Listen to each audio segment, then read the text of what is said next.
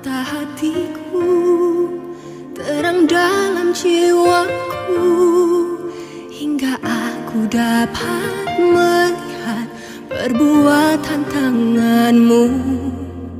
Engkaulah mata hatiku, kuat dalam jiwaku, hingga aku dapat bertahan di tengah badai hidup.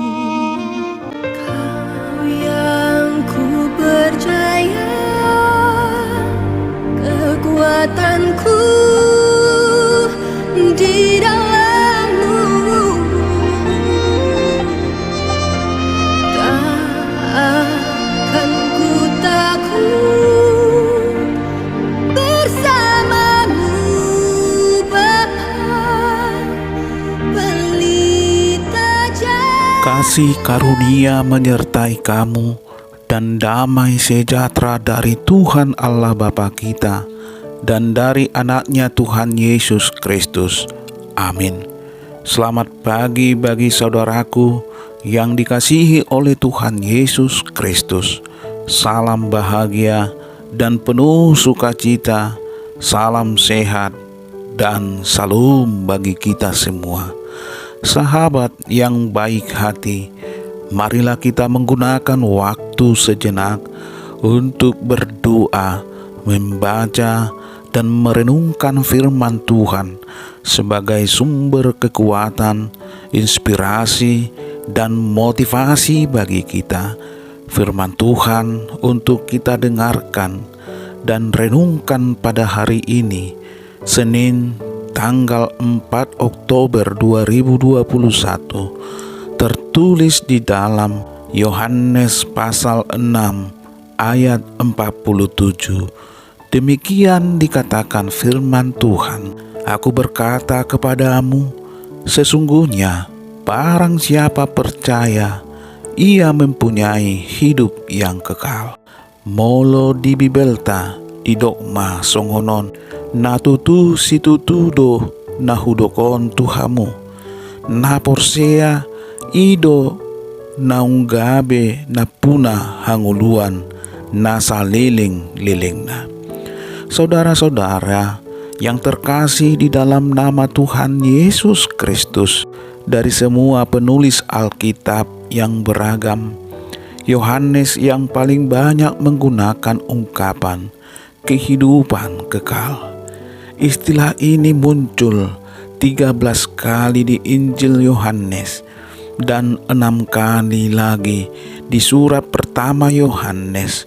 Istilah tersebut hanya muncul 1 kali di Perjanjian Lama, yaitu di kitab Daniel 12 ayat 2. Menurut Injil keempat ini, Yesus dapat terutama untuk memberikan kehidupan kekal.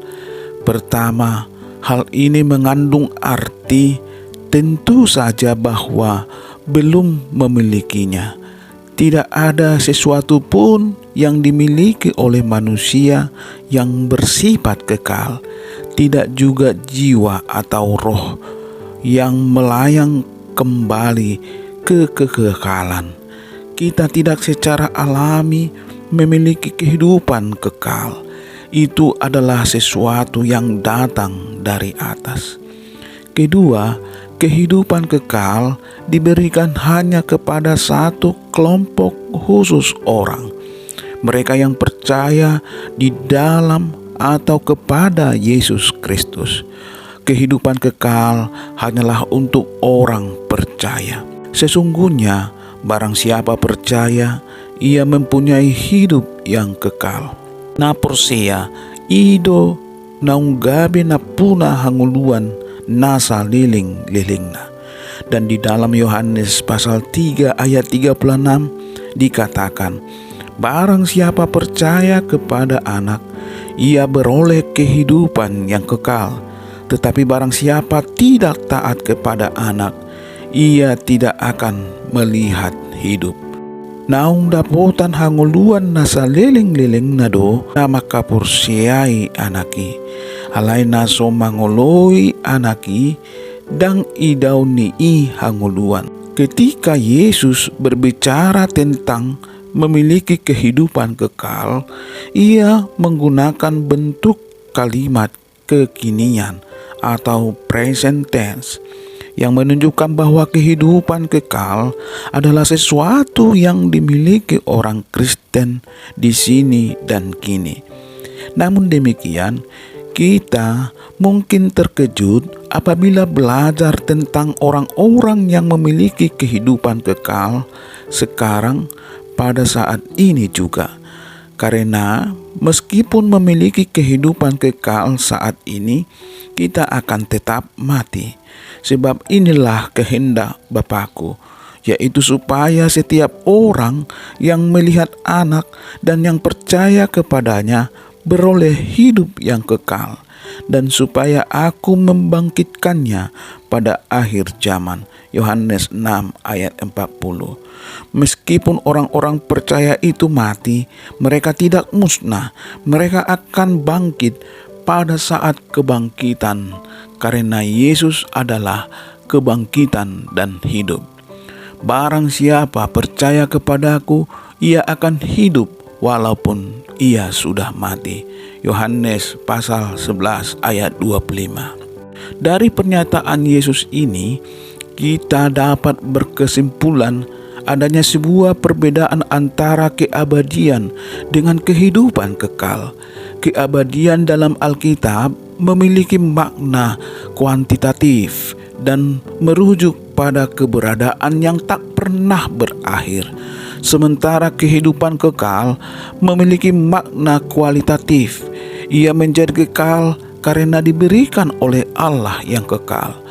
Sebagai akibat dari kehidupan kekal yang Yesus berikan kepada orang percaya ini, mereka pasti tidak akan binasa sampai selama-lamanya, dan seorang pun tidak akan merebut mereka dari tanganku. Yohanes pasal 10 ayat 28. Kematian hanyalah keadaan sementara bagi orang-orang yang percaya. Itu tidak meniadakan karunia kehidupan kekal. Sahabat yang dikasihi Tuhan Yesus Kristus, suatu pekerjaan atau kehendak yang sangat sederhana untuk dilakukan hanya percaya kepada Yesus mempunyai hidup yang kekal. Namun seringkali kita tidak percaya. Kita lebih percaya kepada kekuatan kita sendiri. Terkadang kita percaya kepada apa yang kita lihat, dan bahkan kita lebih percaya kepada ilah lain, berhala, roh nenek moyang. Bahkan untuk percaya kepada Yesus, kita sering meminta tanda kepada Tuhan. Yohanes 6 ayat 30, tanda apakah yang engkau perbuat supaya dapat kami melihatnya dan percaya kepadamu? Bukankah hal ini sering kali kita lakukan dalam kehidupan kita sehari-hari? Kita sering berkata, jika engkau benar Tuhan, maka sembuhkanlah penyakitku. Atau jika engkau Tuhan, maka engkau akan menjawab doa-doaku. Hal menjawab doa dalam kitab Yohanes pasal 4 ayat 3. Atau kamu berdoa juga, tetapi kamu tidak menerima apa-apa, karena kamu salah berdoa, sebab yang kamu minta itu hendak kamu habiskan untuk memuaskan hawa nafsumu. Jawaban doa kita itu sangat tergantung dari permintaan kita. Jika kita meminta sesuatu untuk memuaskan hawa nafsu kita, maka doa kita tidak akan dijawab oleh Tuhan. Kita sering menghubungkan antara jawaban doa dengan percaya kepada Yesus. Jika Tuhan Yesus menjawab doa saya, maka saya akan percaya kepada Dia. Inilah konsep doa yang salah, karena untuk menerima hasil atau jawaban dari doa kita, hal yang harus kita lakukan pertama kali adalah percaya kepada Yesus. Dalam Yohanes 6 ayat 44 dinyatakan bahwa tidak ada seorang pun yang datang kepada Yesus jikalau Tuhan tidak menariknya. Dan barang siapa yang percaya kepada Yesus, ia mempunyai hidup yang kekal. Ketika banyak orang percaya dan menerima Yesus sebagai Tuhan dan Juru Selamat, berarti Tuhan sendiri yang menarik orang itu untuk menjadi pengikut Yesus.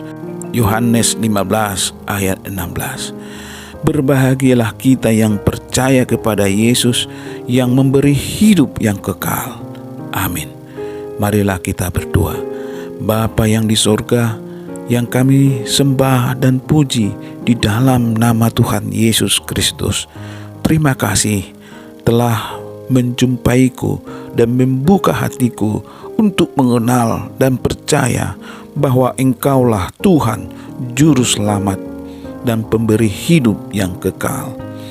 Engkau telah mati untuk semua orang, supaya mereka yang hidup tidak lagi hidup untuk dirinya sendiri. Semoga Tuhan selalu melindungi dan menyertai kehidupan kami, dan kami tetap berusaha setia untuk mewartakan harapan dan kehidupan kekal untuk selama-lamanya, agar kami layak di hadapan-Mu untuk menerimanya. Ampuni kami dari segala dosa kami, supaya kami layak memohon berdoa kepada Tuhan. Terimalah doa permohonan kami di dalam nama Tuhan Yesus Kristus. Amin. Salam Horas.